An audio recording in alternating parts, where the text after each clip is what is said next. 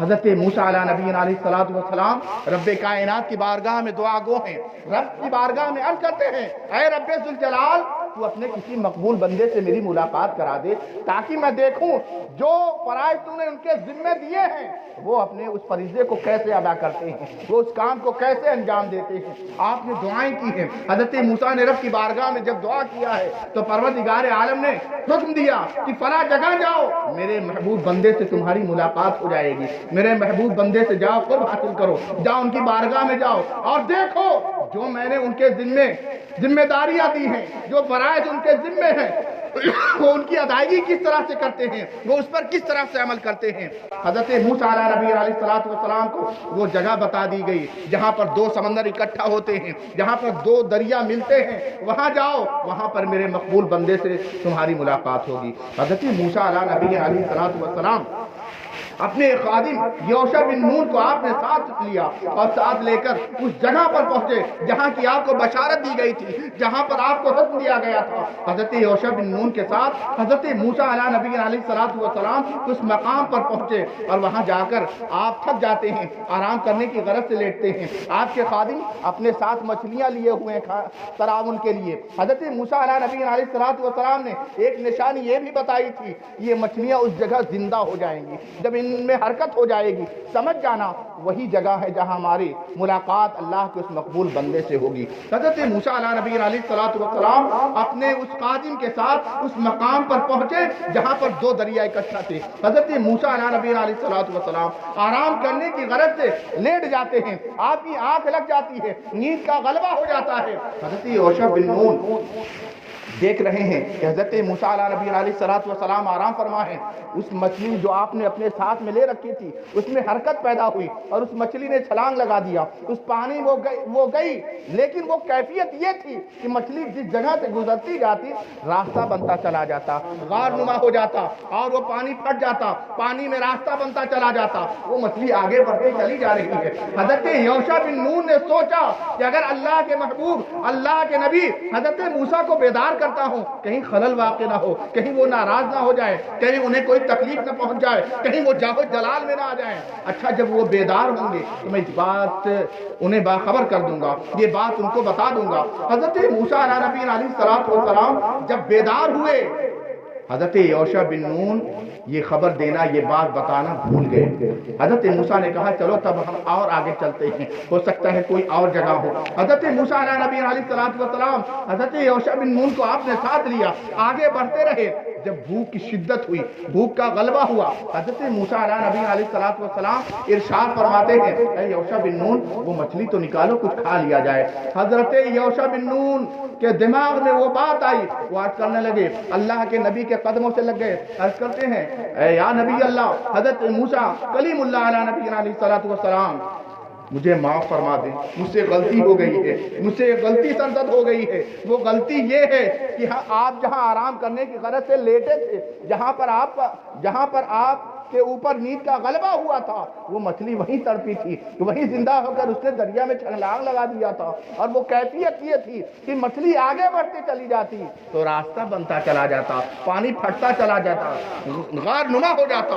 حضرت موسیٰ علیہ نبی علیہ الصلوۃ والسلام جاہ جلال میں آئے، ارشاد فرماتے ہیں اے یوشع وہی تو وہ جگہ تھی جہاں پر اللہ کے مقبول بندے سے ہماری ملاقات ہونے والی۔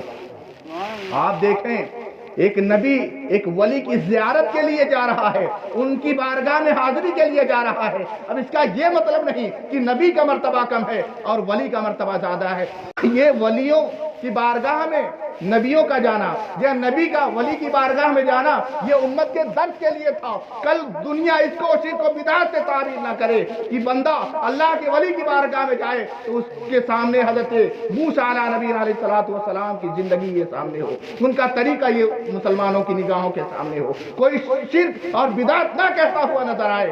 اسی لیے یہ امت کی تعلیم کے لیے تھا کہ حضرت موسیٰ علیہ نبی علیہ الصلوۃ والسلام حضرت یوشع بن نون کے ساتھ اللہ کے ولی کی زیارت کے لیے جا رہے ہیں۔ جب اس جگہ پر پہنچے تو اللہ کے اس بندے سے ملاقات ہو گئی۔ آپ قرآن پاک میں سورہ کہف کا آخری میں جا کر آپ مطالعہ کریں گے تو یہ واقعہ بڑی تفصیل کے ساتھ ہے کہ حضرت موسیٰ علیہ نبی علیہ الصلوۃ والسلام سے جب اللہ کے اس محبوب بندے حضرت خضر علیہ نبی علیہ الصلوۃ والسلام سے ملاقات ہوتی ہے اللہ کے نبی حضرت خضر علیہ نبی علیہ السلام سے عرض کرتے ہیں، سلام ہوا، مصافحہ ہوا، اس کے بعد حضرت موسیٰ عرض کرتے ہیں، اے اللہ کے نیک بندے، میں تم سے کچھ سیکھنے کے لیے آیا ہوں، میں کچھ دیکھنے کے لیے آیا ہوں، تمہارے ساتھ کچھ وقت گزارنے کے لیے آیا ہوں۔ میرا مقصد یہ ہے کہ میں یہ دیکھوں کہ اللہ نے جو ذمہ داریاں آپ کو عطا کی ہیں، آپ کی جو ذمہ داریاں ہیں، آپ اس پر کیسے عمل کرتے ہیں، آپ عمل پیرا کیسے ہوتے ہیں، آپ اس کام کو کیسے انجام دیتے ہیں۔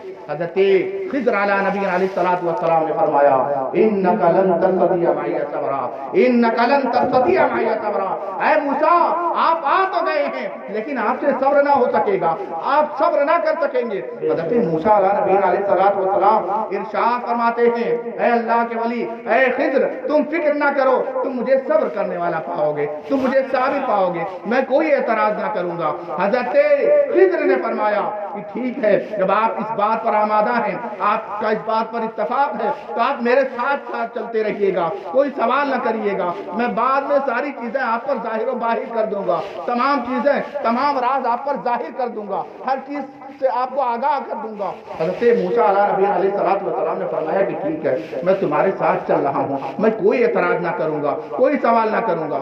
آگے بڑھ ہی تھے کہ دریا پار کرنا ہے، ملاح کشتی لے کر حاضر ہے، بڑے ادب و احترام کے ساتھ حضرت موسیٰ اور حضرت خضر کو اس نے کشتی میں سوار کیا اور بٹھا کر جیسے ہی اس نے ناؤ کو آگے بڑھانا شروع کیا، وہ کشتی آگے بڑھتی گئی، دریا کے بیچ میں جا کر حضرت خضر نے اس کشتی کے دو پٹرے اکھاڑ دیے، وہ دو پٹرے اکھاڑ دیے۔ حضرت موسیٰ علیہ السلام یہ دیکھ کر کیسے برداشت کر سکے تھے، کیسے برداشت کر سکتے تھے؟ اخرقتھا لتغرق اہلھا، اے خضر تم نے اس لیے اس پٹرے کو توڑ دیا، اسے اکھاڑ دیا کہ ہم سب ہلاک ہو جائیں، ہم سب غرق ہو جائیں۔ حضرت خضر پھر ارشاد فرماتے ہیں، اے موسیٰ کیا میں نے تم سے نہ کہا تھا انک لن تستطیع معی صبرا، اے موسیٰ آپ سے صبر نہ ہو سکے گا، آپ صبر نہ کر سکیں گے۔ حضرت موسیٰ کرتے ہیں ٹھیک مجھ سے غلطی سرزد ہوئی، آپ معاف فرمائے، اب میں کوئی اعتراض نہ کروں گا، آپ اپنے ساتھ ہی لے چلیں۔ آگے بڑھتے رہے۔ اس کے بعد حضرت خضر کیا دیکھتے ہیں حضرت موسیٰ کہ ایک آبادی سے گزر رہے ہیں، بڑے بے شمار بچے کھیل رہے ہیں، ان بچوں میں جو سب سے زیادہ حسین و جمیل ہے، جو سب سے زیادہ خوبصورت بچہ ہے، حضرت خضر آگے بڑھے، اس بچے کی گردن پکڑی اور اسے مروڑ کر اسے قتل کر دیا، اسے ہلاک کر دیا۔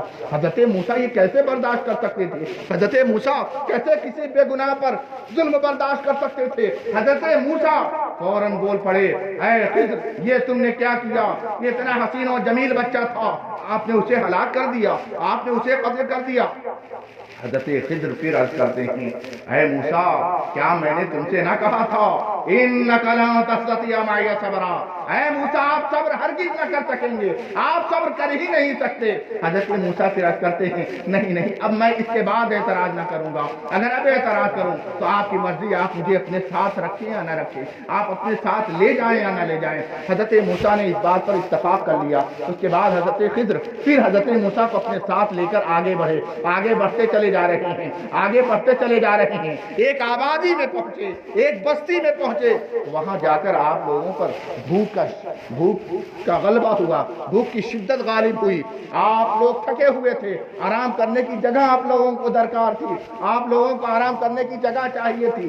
آپ لوگوں نے بستی کے لوگوں سے عرض کیا ہمارے لیے کھانے اور رہنے کا انتظام کر دے، ہمارے لیے کھانے کا انتظام کر دیا جائے، ہمارے لیے آرام کرنے کی جگہ دے دی جائے۔ ساری بستی کے لوگوں نے انکار کر دیا، کوئی بھی اس بات پر آمادہ نہ ہوا کہ اللہ کے نبی کی خدمت کر لیتا، کوئی ان کے لیے کھانے کا اہتمام کر دیتا، کوئی ان کے رہنے کی جگہ دے دیتا، کوئی اس بات پر آمادہ نہ ہوا۔ وہ لوگ واپس آگے بڑھنے لگے۔ کیا دیکھا حضرت موسیٰ؟ کیا دیکھتے ہیں کہ حضرت خضر ایک دیوار ہے جو گرنے کے مانند ہے، بالکل گرنے کے قریب تھی۔ حضرت خضر نے اس دیوار کو اپنے ہاتھوں سے ٹیک کر سیدھا کر دیا ہے، اس دیوار کو درست کر دیا ہے، اس دیوار کی مرمت کر دی ہے۔ حضرت موسیٰ پھر بول پڑے،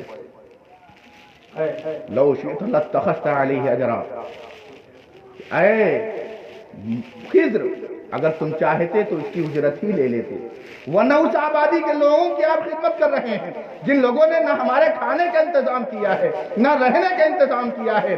آپ نے اگر ان کی دیواری سیدھی کی تھی، اس کی مرمت ہی کی تھی، تو کم از کم اس کی اجرت ہی لے لیتے تاکہ اس سے ہم اپنے کھانے اور رہنے کا انتظام کر لیتے.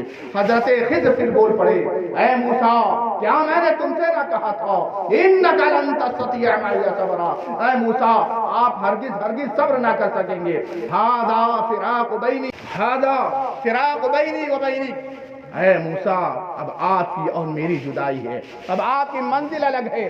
آپ الگ جائیں، میں الگ جاتا ہوں. اب آپ اس طرف جائیں، میں اس طرف جاتا ہوں. لیکن اے موسیٰ سنیے، جانے سے پہلے میں ان کاموں کو ظاہر تو کر دوں، اس کے راز کو آپ کو بتا دوں کہ آخر میں نے ایسا فعل کیوں کیا تھا، میں نے اس کشتی کے پٹرے کیوں کھاڑے تھے، کیوں پھاڑ دیے تھے. اے موسیٰ سنو، اس دریا کے اس پار ایک بڑا ہی ظالم الجابر بادشاہ تھا جو لوگوں کی اچھی کشتیاں دیکھتا تو اسے اپنے قبضے میں لے لیتا، ان سے اسے چھین لیتا اور اپنے پاس لے لیتا. وہ انہیں واپس نہ کرتا، اس پر وہ غالب ہو جاتا، وہ اپنے مال میں اسے شامل کر لیتا.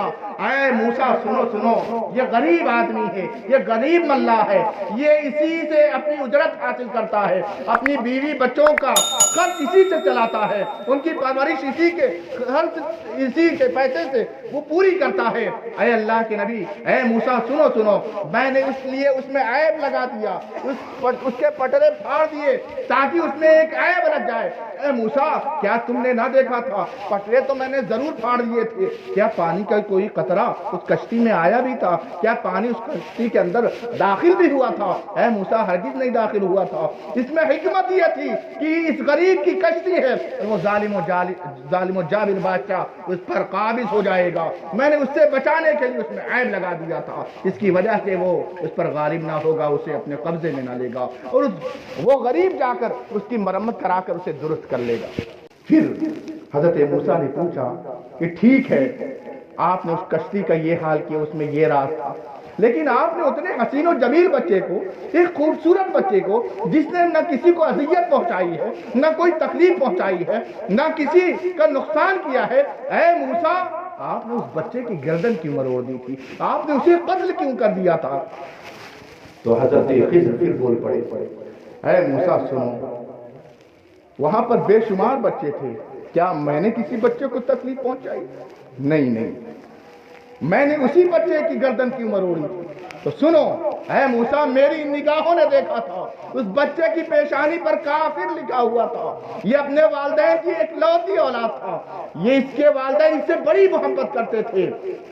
میری نگاہوں نے دیکھا کہ اس کی پیشانی پر کافر لکھا تھا. یہ آگے چل کر کفار و مشرکین میں سے ہو جاتا، بت پرستی شروع کر دیتا، آگ کی پرستش کرتا، اس وحدہ لا شریک کے آگے سر نہ جھکانے کے بجائے معبودات باطل کے آگے وہ اپنے سروں کو جھکاتا ہوا نظر آتا. اے موسیٰ سنو، میں نے اس کی پیشانی پر جب دیکھا تو میں نے یہ دیکھ لیا آگے چل کر یہ گمراہ ہو جائے گا اور اس کی محبت میں اس کے والدین بھی جہنم کے مستحق ہو جائیں گے. میں نے اس لیے اس بچے کی گردن مروڑ دی تاکہ اس کے والدین کا ایمان محفوظ رہے، اس کے والدین جہنمی نہ ہو، جنت ان کے حق میں ہو. اے موسیٰ، میں نے رب کائنات کی بارگاہ میں اس کے والدین کے حق میں دعا کر دی ہے، اے پروردگار عالم، اسے اس کے بدلے نیک اور صالح اولاد عطا فرمانا. پروردگار عالم انہیں دوسری اولاد عطا فرما دے گا. اے موسیٰ، اس وجہ سے میں نے اس بچے کی گردن مروڑی. اس کے بعد حضرت موسیٰ کرنے لگے، ٹھیک ہے، آپ نے کشتی کے پٹرے اکھاڑے، اس میں حکمت یہ تھی. آپ نے اس بچے کی گردن مروڑی، اس میں حکمت یہ تھی کہ اس کے والدین کفار و مشرکین میں نہ ہو جائیں. لیکن آپ نے اس دیوار کو جب سیدھا کیا تھا اس میں راز کیا تھا؟ وہ تو گرنے کے مانند تھی، بالکل گرنے کے قریب تھی. آپ نے اگر اسے درستی کر لیا تھا تو آپ اس کی اجرت تو لے سکتے تھے، اس میں تو کوئی نقصان نہ تھا، اس پر میرا کوئی اعتراض نہ تھا. لیکن میری چاہت یہ تھی کہ اگر آپ اس کی اجرت لے لیتے تو اس سے ہم اپنے رہنے اور کھانے کا انتظام کر سکتے تھے. حضرت موسیٰ سے پھر حضرت خضر ارشاد فرماتے ہیں، اے موسیٰ سنو، میں نے جو دیوار سیدھی کی تھی وہ یتیم بچوں کی تھی. اس کے والد نے اس کے نیچے ان کے کچھ مال اکٹھا کر رکھا تھا. وہ بچے ابھی معصوم ہیں، چھوٹے ہیں. اگر یہ دیوار آج گر جاتی تو جو مال ان کے والد نے، اس کے والدین نے اس کے نیچے چھپا رکھا تھا، وہ دوسرے لوگ اس پر قابض ہو جاتے، وہ دوسرے لوگ اس کے حقدار ہو جاتے۔ آج میں نے اسے درست کر دیا ہے، جب وہ بچے بڑے ہو جائیں گے میں آ کر ان بچوں کو آگاہ کر دوں گا اور یہ مال اس کے مستحق تک اسے پہنچ جائے گا۔